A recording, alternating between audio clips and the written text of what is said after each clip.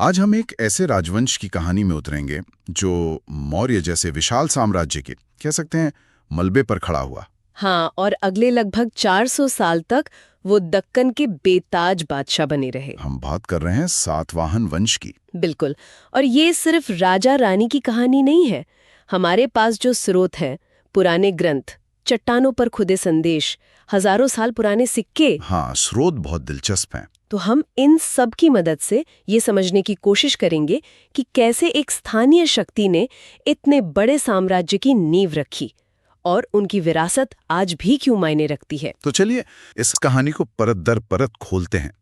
शुरुआत करते हैं उस दौर से जब भारत का राजनीतिक नक्शा कह सकते हैं पूरी तरह बदल रहा था। मौर्य साम्राज्य जो कभी पूरे उपमहाद्वीप पर छाया हुआ था, अब बिखर रहा था। बिल्कुल। सोचिए, 232 ईसा पूर्व में सम्राट अशोक की मृत्यु के बाद एक बहुत बड़ा पावर वैक्यूम बन गया था। सही बात है। जो केंद्रीय शक्ति सबको एक साथ जोड़े हुए थी, वो कमजोर पड़ गई और जो दूर दराज के प्रांत थे, उन्होंने खुद को आजाद घोषित करना शुरू कर दिया। मतलब एक उथल पुथल का दौर था। और इसी उथल पुथल के बीच सातवाहनों का उदय हुआ। अच्छा, ये थे कहाँ? मतलब इनका गढ़ कौन सा इलाका था? ये थे दक्कन के पठार पर। हाँ। उस समय इसे दक्षिणापथ भी कहते थे। दक्षिणापथ। हाँ, यानी आज का महाराष्ट्र, आंध्र प्रदेश और तेलंगाना का एक बड़ा हिस्सा। वैसे शुरुआत में तो वे ऊपरी गोदावरी घाटी के एक छोटे से इलाके तक ही सीमित थे। लेकिन इरादे बड़े थे। इरादे बहुत बड़े थे। अच्छा, इनकी शुरुआत को लेकर भी कई अलग अलग कहानियां हैं ना। कुछ स्रोत कहते हैं कि ये आंध्रा के थे, कुछ इन्हें कहीं और से जोड़ते हैं। तो सच क्या है? देखिए, ये इतिहास के सबसे दिलचस्प विवादों में से एक है। ऋग्वेद के अत्रेय ब्राह्मण में जिक्र है कि आंध्रा लोग पहले उत्तर भारत में यमुना के पास रहते थे और फिर दक्षिण की ओर चले गए। पुराणों में, मतलब वो प्राचीन ग्रंथ जिनमें राजाओं की वंशावलियां हैं, उन्हें आंध्र ही कहा गया है। लेकिन उनके अपने शिलालेखों में वे खुद को सातवाहन कहते हैं। तो क्या ये माना जाए कि वे मौर्यों के अधीन काम करने वाले कोई स्थानीय गवर्नर या सामंत थे? हाँ, जिन्होंने सही मौका देखकर अपनी आजादी का ऐलान कर दिया। हाँ, ज्यादातर इतिहासकार इसी बात से सहमत हैं। वो बहुत चतुर रणनीतिकार थे। उन्होंने सही समय का इंतजार किया और जैसे ही मौर्यों की पकड़ ढीली पड़ी, उन्होंने प्रतिष्ठान यानी आज का पैटर्न महाराष्ट्र में, बिल्कुल, उसे अपनी राजधानी बनाकर दक्कन में अपनी सत्ता का झंडा गाड़ दिया। लगभग 400 साल का शासन। राजा तो बहुत हुए होंगे। हाँ, करीब 25-30 राजाओं का जिक्र मिलता है। लेकिन कहानी बस 7 प्रमुख राजाओं के इर्द गिर्द घूमती है। तो चलिए शुरू से शुरू करते हैं। इस वंश की नींव किसने रखी? इसकी नींव रखी सुमुख ने। वो संस्थापक थे। उनके बाद उनके भाई कान्हा ने साम्राज्य को पश्चिम में नासिक तक फैलाया। नासिक, जो उस समय एक बड़ा व्यापारिक केंद्र था। हाँ, लेकिन ये तो बस शुरुआत थी। असली खेल तो तीसरे राजा के आने के बाद शुरू हुआ, है ना? श्री शातकर्णी। श्री शातकर्णी। इन्हें इस वंश का पहला महान शासक कहा जाता है। ऐसा क्या खास किया इन्होंने? श्री शातकर्णी ने सातवाहनों को एक क्षेत्रीय शक्ति से एक बड़ी ताकत में बदल दिया।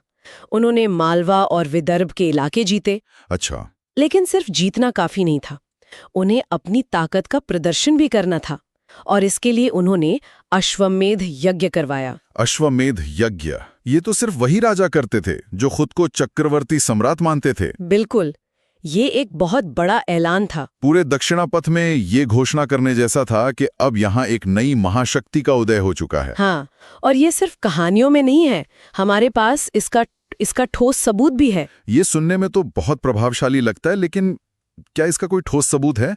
मेरा मतलब, हम ये सब जानते कैसे हैं? क्या ये सिर्फ पुराणों पर आधारित है? बहुत अच्छा सवाल है। इसका सबसे बड़ा सबूत है ननाघाट अभिलेख। ननाघाट अभिलेख, ये एक शिलालेख है जिसे श्री शातकर्णी की रानी नागिनिका ने खुदवाया था। इसमें उनके पति की विजयों, उनके यज्ञों और उनके दान धर्म का पूरा ब्यौरा है। मतलब उस दौर का एक तरह का ऑफिशियल रिकॉर्ड। हाँ, जो उनकी शक्ति की गवाही देता है। ठीक है, तो अब तक हमने विस्तार और युद्ध की बात की, लेकिन सातवाहन कहानी में एक ऐसा राजा भी है जिसकी पहचान तलवार से नहीं, कलम से है। हाँ, और ये सातवाहनों की खासियत थी। ये तो किसी फिल्म की स्क्रिप्ट जैसा लगता है। वो जानते थे कि साम्राज्य सिर्फ तलवार से नहीं, कला और संस्कृति से भी महान बनता है। हम बात कर रहे हैं राजा हाल की। राजा हाल, जो इस वंश के 17वें शासक थे। हाँ, वाह, मतलब एक राजा जो युद्ध के मैदान में नहीं बल्कि कविताओं में अपनी विरासत छोड़ गया। उन्होंने प्राकृत भाषा में 700 प्रेम कविताओं का एक संग्रह संकलित किया था, गाथा सप्तशती। गाथा सप्तशती। आज के नेताओं से तो इसकी कल्पना भी नहीं की जा सकती। थे संस्कृति के संरक्षक भी थे। और प्राकृत में क्यों? क्योंकि प्राकृत उस समय आम लोगों की भाषा थी, संस्कृत विद्वानों की भाषा थी, लेकिन प्राकृत में साहित्य को बढ़ावा देकर राजा हाल ने कला को आम जनता से जोड़ा। मतलब उत्तर की संस्कृत परंपरा और दक्कन की स्थानीय संस्कृतियों के बीच एक पुल बनाने जैसा था ये। बिल्कुल। ठीक है, तो एक महान योद्धा शासक, फिर एक कवि राजा। लेकिन अब कहानी उस मोड़ पर आती है जहां सातवाहन अपनी शक्ति के शिखर पर पहुंचते हैं। हाँ। अब आते हैं इस वंश के सबसे बड़े सुपरस्टार पर, गौतमीपुत्र शातकर्णी। बिना किसी शक के उनका दौर सातवाहन इतिहास का स्वर्ण युग माना जाता है। उन्होंने वो कर दिखाया जो उनसे पहले कोई नहीं कर पाया था। क्या किया था उन्होंने? उन्होंने अपने सबसे बड़े दुश्मन पश्चिमी क्षत्रपों को हराया, जिनका नेता था नहापान। ये पश्चिमी क्षत्रप कौन थे और ये दुश्मन इतनी बड़ी क्यों थी? से आए शक शासक थे जिन्होंने पश्चिमी भारत के एक बड़े हिस्से पर कब्जा कर लिया था।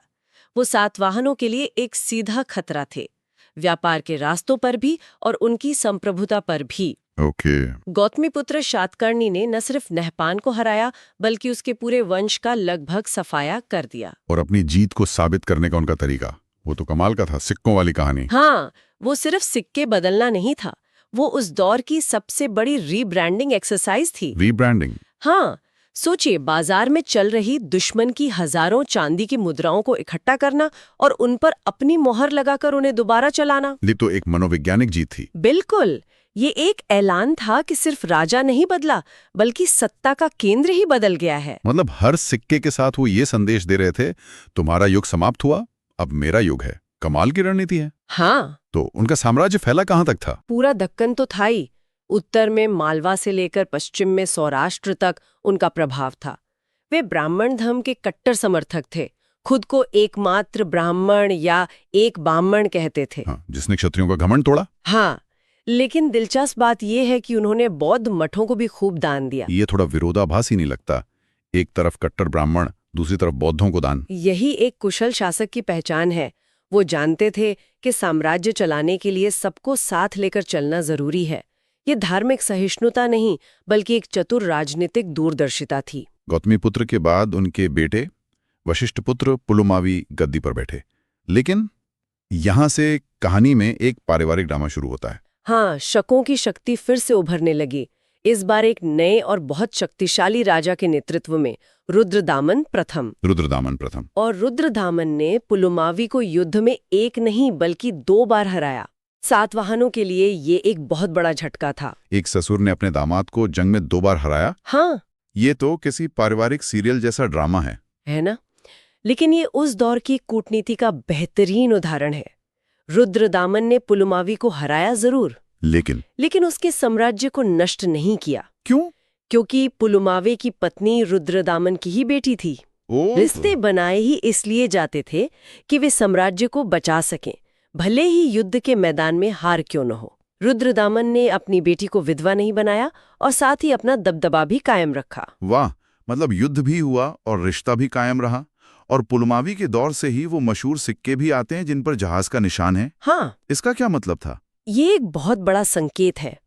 ये सिक्के बताते हैं कि सातवाहनों की ताकत सिर्फ जमीन पर नहीं, समंदर पर भी थी। समंदर पर भी थी। 2 मस्तूल वाले जहाज का निशान उनकी नौसेना और उनके फलते फूलते समुद्री व्यापार का प्रतीक है। तो क्या वे एक समुद्री महाशक्ति थे? वे किनसे व्यापार करते होंगे? निश्चित रूप से वे भारत के पूर्वी और पश्चिमी दोनों तटों को नियंत्रित करते थे। वे रोमन साम्राज्य के साथ मसाले, कीमती पत्थर और कपड़ों का व्यापार करते थे। और वहां से क्या आता था? वहां से शराब और सोने के सिक्के भारत आते थे। दक्षिण पूर्व एशिया के साथ भी उनके व्यापारिक संबंध थे। मतलब ये जहाज सिर्फ माल नहीं बल्कि संस्कृति और विचारों को भी एक जगह से दूसरी जगह ले जा रहे थे। बिल्कुल। अब बात करते हैं इस वंश के आखिरी महान शासक की। ऐसा लगता है हर बार जब सातवाहन कमजोर पड़े तो कोई शातकर्णी उन्हें बचाने आ गया। हाँ, ये एक दिलचस्प पैटर्न है। अंतिम महान शासक थे यज्ञश्री शातकर्णी। यज्ञश्री शातकर्णी। उन्होंने शकों से मालवा और कोंकण के इलाके वापस जीते और सातवाहनों की खोई हुई शान को फिर से स्थापित किया। अच्छा। उनके सिक्के आंध्र प्रदेश, महाराष्ट्र, मध्य प्रदेश, गुजरात तक मिलते हैं, जो उनके विशाल साम्राज्य का सबूत हैं। लेकिन ये सातवाहन शक्ति का कह सकते हैं आखिरी भाव उभार था। हाँ। इसके बाद क्या हुआ? इतना बड़ा साम्राज्य खत्म कैसे हो गया? यज्ञश्री के बाद उनके उत्तराधिकारी कमजोर साबित हुए। साम्राज्य के अलग अलग हिस्सों में जो स्थानीय गवर्नर थे वो ज्यादा शक्तिशाली होने लगे। हाँ, और केंद्रीय नियंत्रण खत्म हो गया। साम्राज्य धीरे धीरे छोटे छोटे राज्यों में टूट गया। लगभग 220 ईस्वी तक सातवाहन वंश इतिहास का हिस्सा बन चुका था। तो मौर्यों के खंडरों पर जन्मे इस साम्राज्य ने दक्कन में लगभग 4 सदियों तक अपनी एक अलग पहचान बनाई। और जैसा कि स्रोत बताते हैं, इस कहानी को याद रखने का एक आसान तरीका भी है। 3 सबसे महत्वपूर्ण शासकों के नाम में शातकर्णी आता है। बिल्कुल। श्री शातकर्णी, जो पहले महान शासक थे, गौतमीपुत्र शातकर्णी, जो सर्वश्रेष्ठ थे, और यज्ञश्री शातकर्णी, जो अंतिम महान शासक थे। लेकिन उनकी विरासत सिर्फ राजनीतिक नहीं थी। उन्होंने उत्तर और दक्षिण भारत के बीच एक सांस्कृतिक पुल का काम किया। सही। उन्होंने प्राकृत भाषा को संरक्षण दिया और अजंता एलोरा की कुछ शुरुआती गुफाओं का निर्माण भी उन्हीं के संरक्षण में शुरू हुआ था। ये सब जानने के बाद अब श्रोताओं के लिए एक विचार छोड़ जाते हैं। जरूर। सातवाहनों ने जहाज के निशान वाले सिक्के चलाए, जो उनके समुद्री व्यापार की ओर इशारा करते हैं। सोचने वाली बात यह है कि उस समय की दुनिया आज की दुनिया से कितनी अलग या कितनी समान थी।